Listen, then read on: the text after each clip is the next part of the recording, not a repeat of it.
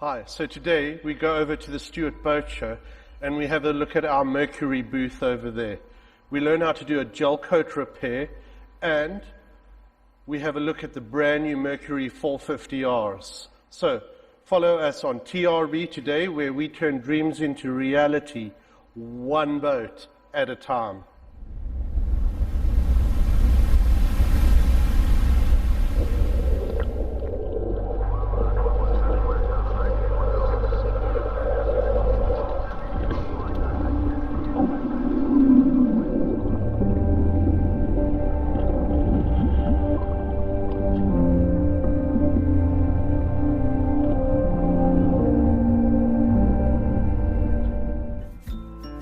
So we're about to head off to the Stuart Boat Show and catch up with Nathan and get a report on what's happening over there. So let's go. Hey guys, welcome to TRB. Today we're at the Stuart Boat Show. If you want to come check us out, we're under tent 500 in booth 503 at the north entrance. Let's go inside and take a look at our booth.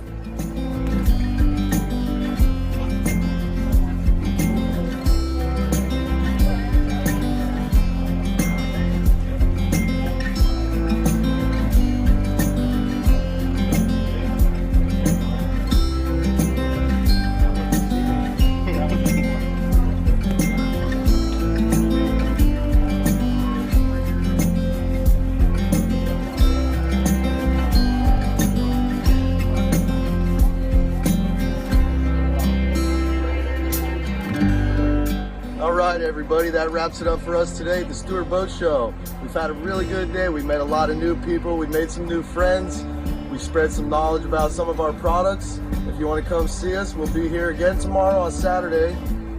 And we'll also be at the Seakeeper booth. If you want to come by, let us know. We'll get you on a demo ride. We're now going to go over to Sterling and he's going to go through how to do a gel coat repair. So sit back and enjoy, and over to you, Sterling.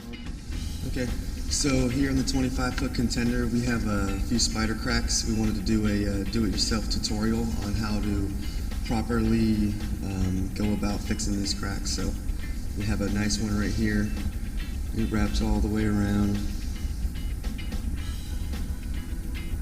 So I think this will be a nice little do-it-yourself video, nice little spot to start, and kind of a big crack too. So, all right, so first thing you want to do, you want to make sure that you tape off your non-skid. The non-skid pattern is easy to tape off. You really don't want to get into the non-skid. That's just going to make you have to do one more task. So that's what we'll do first.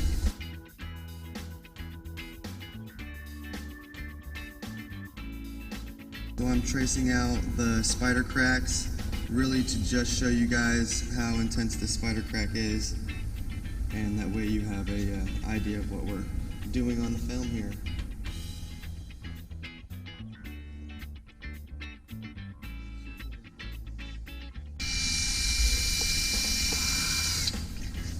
So everybody drills at the end of their spider cracks. It's kind of what everybody does, but this ensures that the crack will no longer go any further.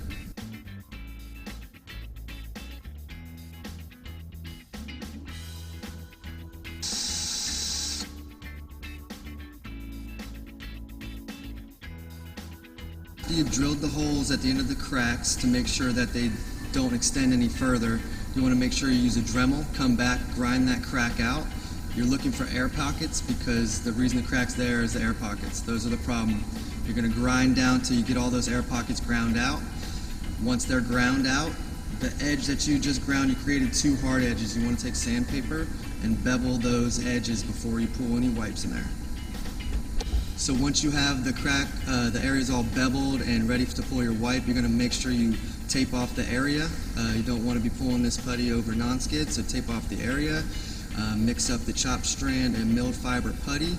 That's resin, chopped strand fiber, milled fibers, and cabosil. Once you have it mixed up, you'll kick it off at the proper percentage and go ahead and pull that wipe. Alright, so once your fiberglass putty is cured, you're going to want to come back with some 80 grit, go ahead and scuff that into shape.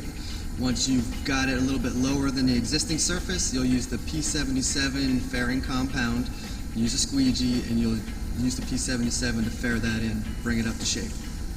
Okay, once the area is scuffed for gel, you're going to come remove all the old tape, lay down your new tape lines. You're going to then connect paper to those tape lines, creating a barrier somewhat to basically catch all the overspray from your gel coat while you're spraying. So with the gel coat application process, I like to use a pre-valve sprayer. We get them right over here next door at Fiberglass, Florida. Basically, you just use styrene to thin your gel coat, as long as you make sure you have a little wax solution in there. You want to spray it at a consistent, even coat. Once you get good coverage, just let it be, let it dry. The wax will pull all the adhesives to the surface. That way it will ensure that you can sand it properly.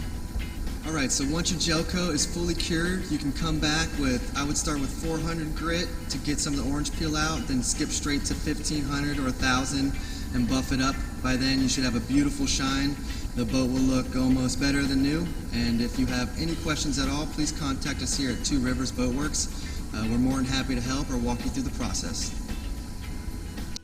All right, everybody, thanks for watching. Once again, we appreciate it, and until next time, we'll see you at Two Rivers. So we're going to go and have a look at the brand new Mercury 450Rs. These motors are incredible. Here's a short video that sort of displays a little bit of their performance. So let's go and have a look and enjoy this video.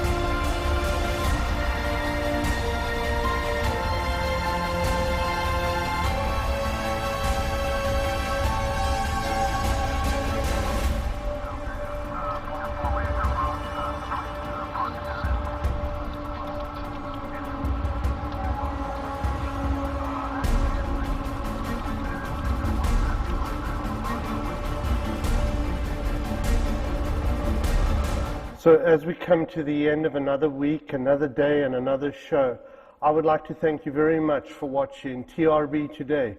This is Dale, signing out.